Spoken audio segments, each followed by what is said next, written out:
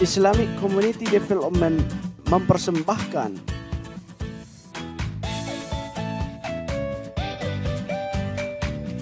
jangan lupa subscribe ya, like, comment, and share.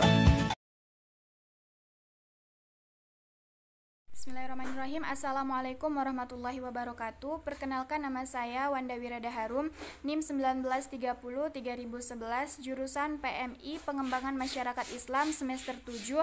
Saya mahasiswi Fakultas Dakwah dan Ilmu Komunikasi UIN Padang Sidimpuan. Alamat saya Desa Ekraso, Kecamatan Torgamba, Kabupaten Labuhan Batu Selatan, Provinsi Sumatera Utara. Saya alumni dari SMA Negeri 1 Torgamba. Di sini saya akan memberikan gambaran mengenai potensi desa saya. Yang pertama yaitu mengenai potensi kondisi ekonomi.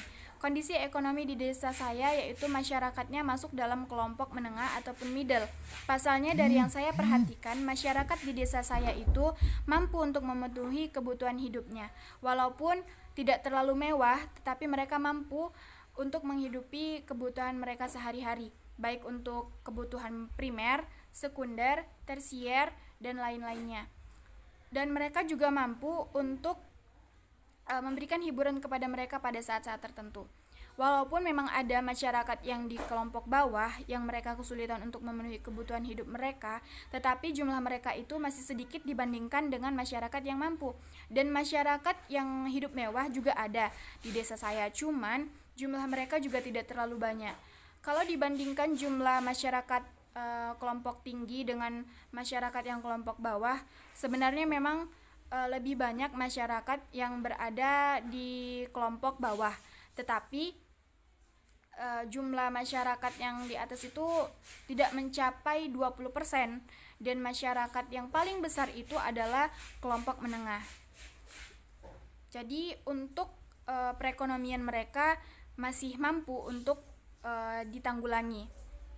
Kemudian dilihat dari kondisi keadaan pada saat penurunan harga ataupun kenaikan harga yang dialami pada saat Indonesia mengalami krisis, masyarakat di desa saya memang mengalami hal tersebut atau ada dampaknya kepada masyarakat desa. Namun hal tersebut tidak sampai membuat desa saya amburadul ataupun kacau, karena mereka memiliki kemampuan untuk mencari solusi. Walaupun hal tersebut sulit untuk mereka lakukan, tapi mereka mampu untuk melanjutkannya dan tidak sampai memecah belah masyarakat di desa saya.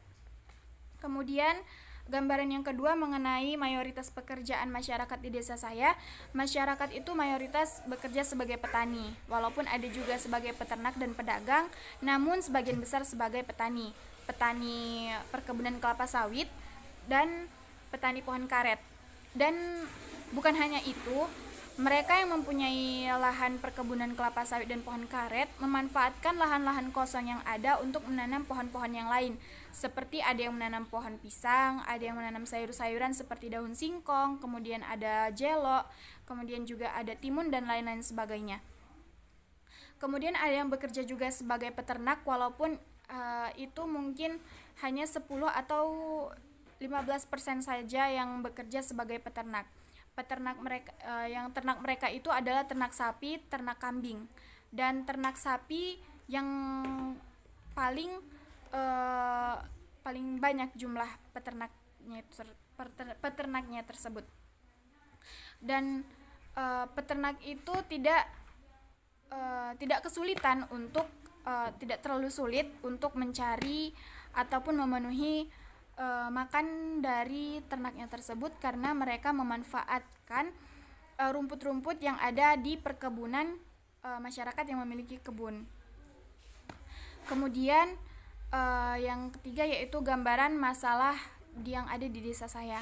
Yang pertama adalah masalah perekonomian. Yang pertama yaitu kurangnya lapangan pekerjaan. Mengapa? Karena di desa saya itu tidak ada pabrik BUMN ataupun lain sebagainya, tidak ada toko ataupun ruko, kemudian tidak ada home industry, dan masyarakatnya itu hanya bekerja pribadi. Mereka bekerja berdagang untuk memenuhi kebutuhan mereka, tidak mempekerjakan orang lain. Kemudian ada juga yang muda-mudinya yang tidak melanjutkan pendidikan ke tingkat atas, mereka pengangguran, kemudian mereka memilih untuk merantau. Kemudian ada juga yang bekerja hanya membantu perkebunan orang tua mereka saja.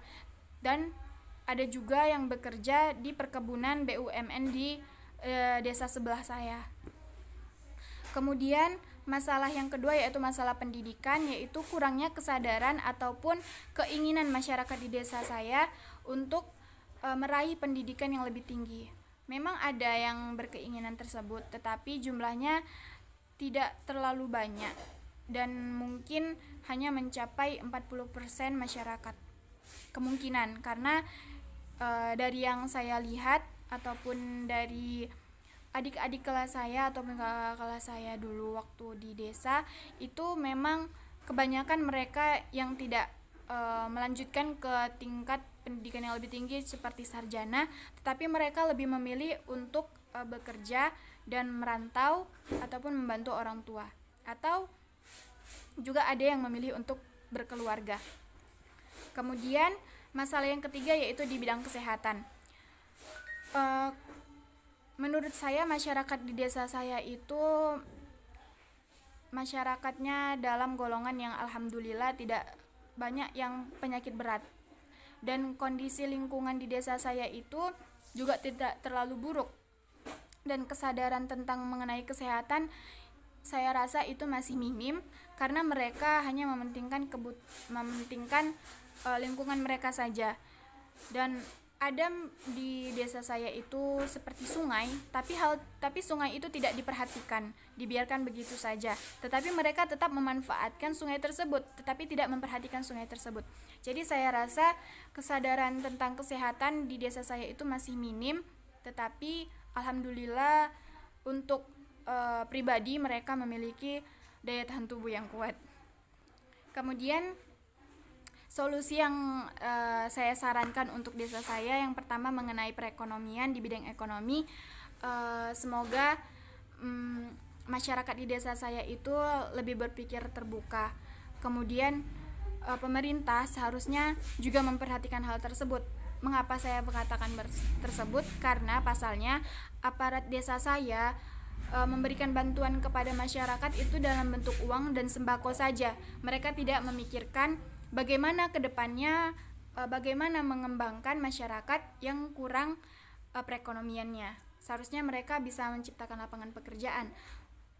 Saran saya, contohnya di desa saya itu ada petani singkong, petani pisang juga banyak, kemudian buah-buahan yang lain.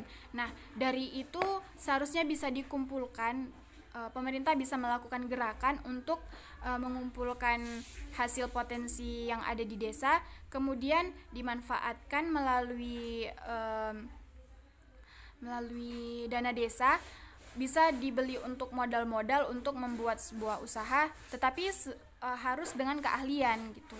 Jadi bisa menciptakan lapangan pekerjaan kepada masyarakat dan memenuhi kebutuhan mereka. Kemudian masyarakat juga harusnya sadar bahwa mereka punya kemampuan dan keahlian, karena saya melihat mereka mempunyai hal tersebut dan pengetahuan mereka tentang pertanian dan lain-lainnya juga ada. Kemudian mereka harusnya sadar tentang kemampuan mereka, kemudian mereka mengembangkannya, bukan tidak berhenti di situ sendiri dan tidak untuk mereka sendiri. Kemudian masyarakat juga harus lebih konsisten dan taat kepada hukum. Pasalnya pada saat mereka terpuruk, tidak jarang mereka yang pengangguran itu memilih untuk mencuri. Di tempat saya itu disebut sebagai ninja atau mencuri kelapa sawit milik orang lain. Kemudian untuk masalah yang kedua, solusi tentang pendidikan adalah saya rasa seharusnya masyarakat di desa saya lebih sadar tentang pentingnya pendidikan.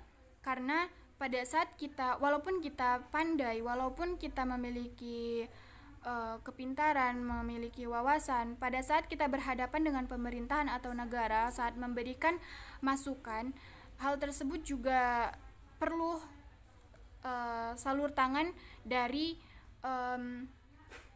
yang berkewajiban, contohnya sebagai penyuluh, sekretaris desa, kepala desa. Nah, untuk menyampaikan hak masyarakat tersebut kepada negara, kita juga harus memiliki kedudukan. Jadi kedudukan itu didapat melalui pendidikan. Nah, pendidikan yang didapat itu pada saat ini minimal ya sarjana seperti itu. Jadi kesadaran tentang pendidikan itu harus lebih dibuka, dan orang tua juga harus mendukung tentang pendidikan anaknya. Kemudian solusi yang ketiga yaitu mengenai kesehatan. Seharusnya menurut saya bisa menggerakkan untuk bergotong royong baik muda-mudinya, karena di desa saya itu jumlah anak remaja dikatakan lumayan banyak, tetapi mereka banyak yang berkeliaran untuk main-main saja. Kalau memperhatikan lingkungan saya rasa kurang, dan ada lingkungan desa seperti lapangan sepak bola itu saya lihat di desa saya kurang diperhatikan dan diacuhkan begitu saja, pasalnya sudah tidak digunakan dan jarang digunakan.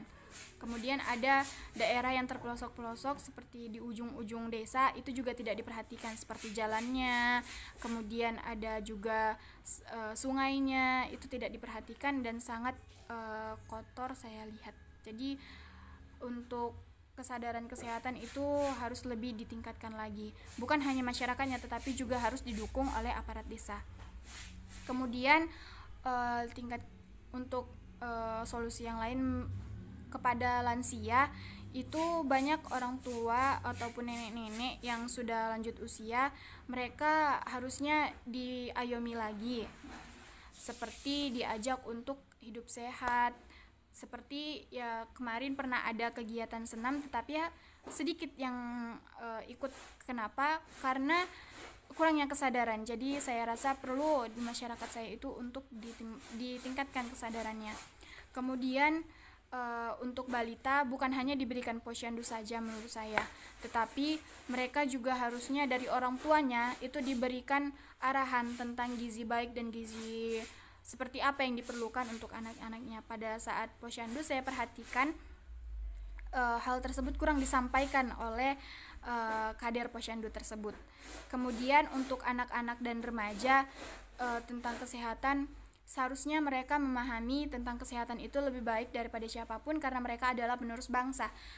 Dan solusi dari saya, seharusnya mereka itu lebih aktif untuk menggerakkan masyarakat, karena mereka adalah penggerak. Kemudian perlu diperhatikan bahwa mereka itu juga harus menjauhi narkoba dan rokok lain sebagainya, karena di desa saya remaja-remaja itu sangat dianggap biasa untuk menerima yang namanya rokok dan lain-lain sebagainya. Jadi yang pertama kali harus dan perlu dilakukan adalah menumbuhkan kesadaran tentang pentingnya kesehatan, pendidikan, dan bagaimana cara mereka untuk meningkatkan perekonomian mereka, dan bagaimana cara mereka untuk mampu meningkatkan kemampuan dan keahlian mereka, kemudian digunakan dan terus berlanjut sampai hal tersebut lebih besar dan terus diayomi, didukung, dan diperhatikan oleh orang sekitar, terutama pemerintah dan aparat desa. Jadi demikianlah gambaran saya mengenai potensi di desa saya, Desa Ekraso, Kecamatan Torgamba. Saya ucapkan terima kasih dan mohon maaf sebelumnya kepada dosen pengampu mata kuliah. Wassalamualaikum warahmatullahi wabarakatuh.